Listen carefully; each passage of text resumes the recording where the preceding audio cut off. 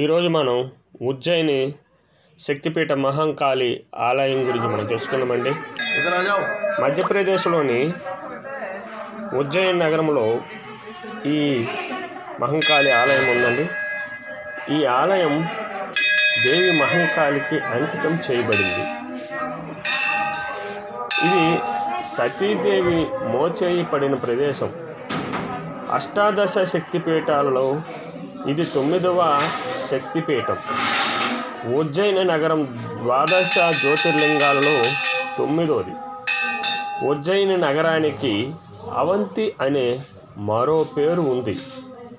కాళికాదేవి మాత గర్భాలయంలో ఎంతో ప్రకాశవంతంగా నాలుకను బయటపెట్టి కోపాగ్ని రూపంతో భయంకరంగా దర్శనమిస్తుంది.